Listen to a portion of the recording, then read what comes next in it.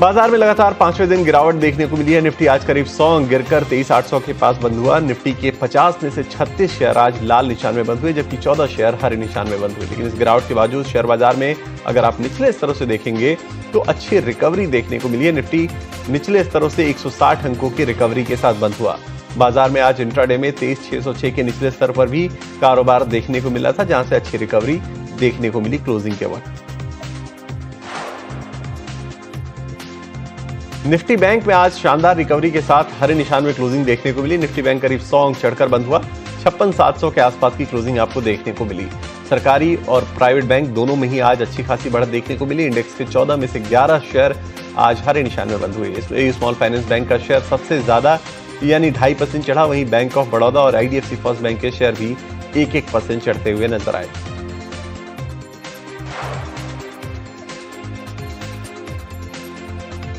आज हफ्ते के आखिरी कारोबारी दिन गिरावट के बाजार में ऑटो शेयरों ने काफी नुकसान पहुंचाया। निफ्टी ऑटो के शेयर 15 शेयरों में से 11 शेयर आज गिरावट में बंद हुए। ऑटो सेक्टर में hero MotoCorp, Mahindra and Mahindra 2.5% कमजोर रहे। इसके अलावा एनर्जी, फार्मा, मेटल और सीमेंट समेत डिफेंस शेयरों ने आज बाजार पर दबाव बनाया। एनर्जी सेक्टर में हिताची, CG पावर समेत कई और शेयर गिरावट के साथ बंद होते हुए नजर आए।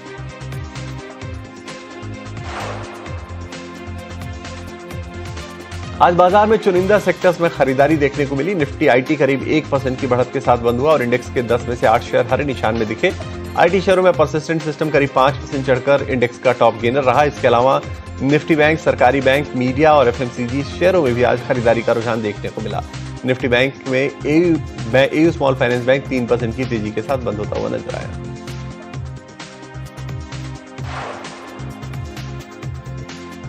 निफ्टी 50 के टॉप 3 लूजर्स के शेयरों में आज बजाज फिनसर्व सबसे ज्यादा दबाव में दिखा। इसके बाद महिंद्रा एंड महिंद्रा में भी कमजोरी देखने को मिली और शेयर 2% टूटकर बंद हुआ। वहीं इटर्नल का शेयर भी करीब 2% फिसल कर 280 रुपए के पास बंद हुआ। यानी आज निफ्टी के टॉप लूजर शेयरों में फाइनेंशियल, ऑटो और इंटरनेट टेक सेक्टर पर शेयरों में दबाव देखने को मिला। निफ्टी के टॉप 3 गेनर्स में आज टेक शेयरों का दबदबा देखने को मिला। खरीदारी के दम पर HCL technologies top gainer stock रहा। शेयर 270 रुपए के स्तर पर। निफ्टी के टॉप 3 गेनर्स में आज टेक शेयरों का दबदबा देखने को मिला। खरीदारी के दम पर HCL technologies top gainer stock रहा। शेयर 2% की तेजी के साथ 1270 रुपए के स्तर पर बंद हुआ।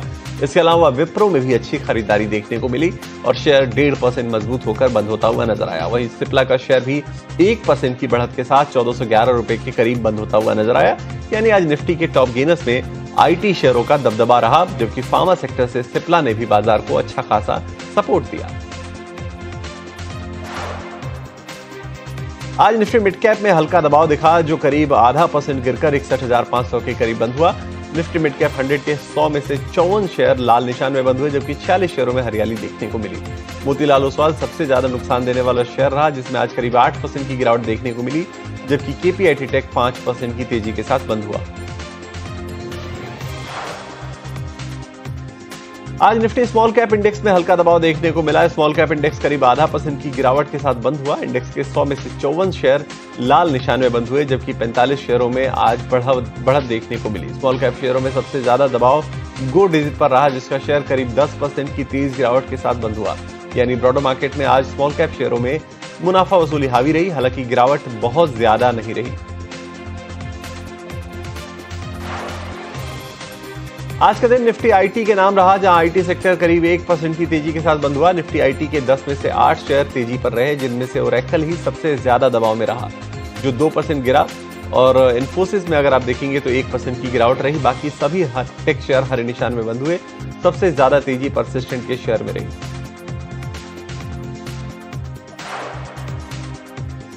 आज निफ्टी में ऑटो शेयरों पर दबाव देखने को मिला। ऑटो इंडेक्स करीब 1% की गिरावट के साथ बंद हुआ। इंडेक्स के 15 में से 10 शेयर लाल निशान में बंद हुए, जबकि 5 शेयरों में तेजी देखने को मिली। ऑटो इंडेक्स में हीरो मोटोकॉर्प सबसे ज्यादा गिरने वाला शेयर रहा, जो करीब 3% की गिरावट के साथ बंद हुआ। वहीं एक्साइड इंडस्ट्रीज में भी खरीदारी देखने को मिली और शेयर करीब 2% की तेजी के साथ बंद हुआ। बढ़ते हैं, अच्छे नतीजों के बावजूद आज स्विगी के शेयरों में गिरावट देखने को मिली। गिरावट के पीछे क्या वजह रही, उसकी पूरी डिटेल के साथ मेरे सहयोगी अभिषेक सत्यव्रतम जुड़े हुए हैं। अभिषेक, बताइए क्या वजह रही आखिर? देखिए, बड़ी गिरावट की वजह यह है कि स्विगी में जो विदेशी निवेश की अभी जो स्थिति है उसको उन्हें कम करना पड़ेगा और बोर्ड ने यह डिसीजन लिया है कि जो विदेशी हिस्सेदारी है उसको 49.5% पर कैप करना पड़ेगा। अब हिस्सेदारी मान लीजिए अगर कम होती है और ये कैपिंग आ जाती है तो फिर कई सारे ग्लोबल इंडेक्स का भी पार्ट है कंपनी, जैसे कि MSCI स्टैंडर्ड इंडेक्स में है, फुट्से इंडेक्स में है, और वहां से अगर डिलीशन होता है तो फिर शेयर में आउटफ्लो देखने को मिलेगा लगभग $500 मिलियन तक का। और यही रीजन है कि आज हम देख रहे हैं कि शेयर से में गिरावट पर कारोबार हो रहा है। 18 अगस्त को एजीएम में विशेष प्रस्ताव के जरिए कंपनी शेयरधारकों की मंजूरी लेगी और विदेशी निवेश पर 49.5% की जो सीमा है ये फुली डाइल्यूटेड बेसिस पर ये लागू होगी। इसका मतलब ये हुआ कि एफडीआई हो गया, एफपीआई हो गया, एनआरआई हो गया, या फिर विदेशी स्वामित्व या फिर नियंत्रण वाले जो भारतीय संस्थाओं की हिस्सेदारी है उनको इसमें शामिल किया जाएगा। मकसद ये है कि स्विगी को Indian owned and controlled company यानी कि IOCC का दर्जा दिलाने का लक्ष्य है। और इससे होगा ये कि इंस्टामार्ट के लिए जो इन्वेंट्री लेड जो मॉडल है उनको अपनाने का जो नियम होगा वो कंपनी के लिए आसान हो जाएगा और उससे सप्लाई चेन पर बेहतर नियंत्रण हो जाएगा और कंपनी को यहां से मार्जिन को बढ़ा पाने में आसानी हो जाएगी। इसके साथ ही आर्टिकल ऑफ एसोसिएशन यानी कि AOA में भी बदलाव प्रस्तावित है ताकि फेमा के नियमों के तहत कंपनी पर भारतीय नियंत्रण की जो शर्तें हैं उसको पूरी की जा सकी।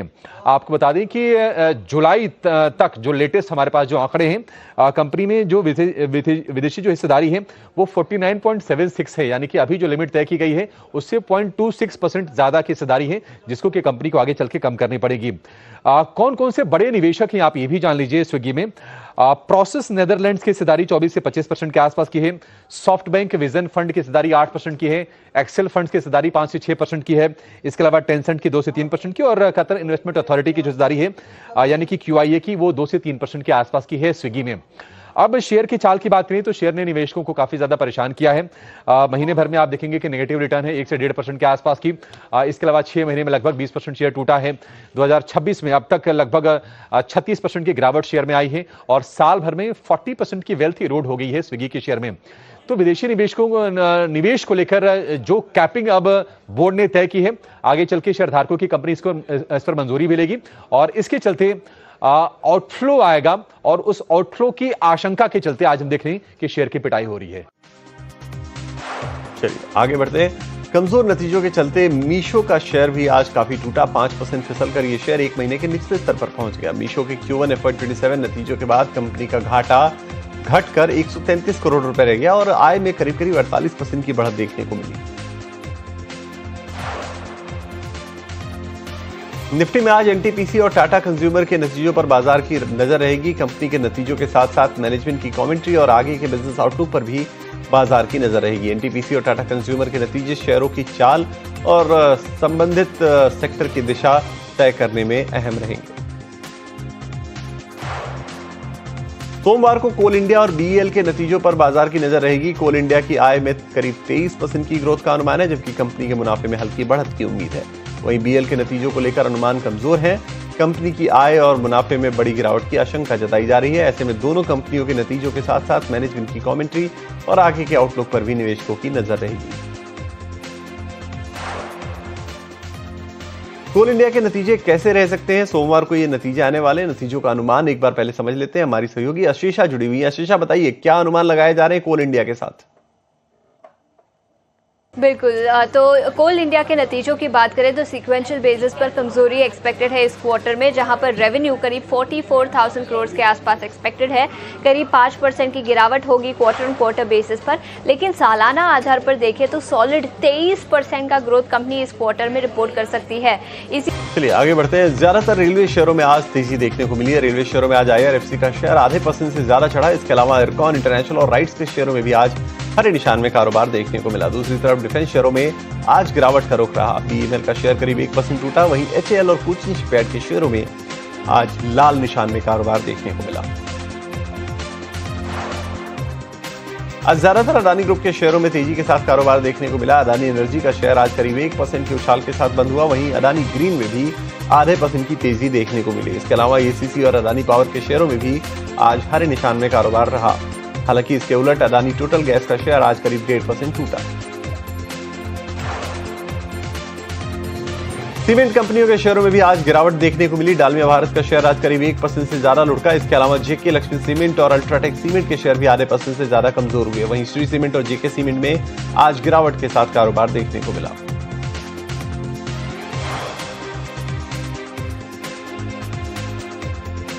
ज्वेलरी शेयरों में आज गिरावट के साथ ही कारोबार देखने को मिला। टीवीजे का शेयर करीब आज 3% टूटा। वहीं कल्याण ज्वेलर्स में करीब 1.5% की गिरावट देखने को मिली। सेनको गोल्ड का शेयर भी आज 1% से ज्यादा लुढ़का। इसके अलावा पीसी ज्वेलर के शेयर में भी लाल निशान में ही कारोबार देखने को मिला। दिग्गज एविएशन कंपनी इंटरग्लोब एविएशन के नतीजे आ चुके हैं। नतीजों के बाद कंपनी का शेयर 2% टूटा। कंपनी का रेवेन्यू तो अनुमान के मुताबिक रहा, लेकिन मुनाफा तिमाही आधार पर 86% गिरता हुआ नजर आया। चलिए अब बाजार बंद होने के बाद ये जान लेते हैं कि अगले हफ्ते के बड़े इवेंट्स क्या हैं। Tata power, Canara bank, Coforge और टाटा केमिकल के नतीजे तो आएंगे ही। इसके अलावा गॉडफ्रे फिलिप्स समेत 8 कंपनियों के तिमाही नतीजे आएंगे। वहीं स्टैलियन इंडिया और आनंद राठी का लॉक इन भी खत्म होने वाला है। एक्स्ट्रानेट टेक्नोलॉजीज और इंडोमिम और लोहिया कॉर्प के IPO अगले हफ्ते में बंद होते हुए नजर आएंगे।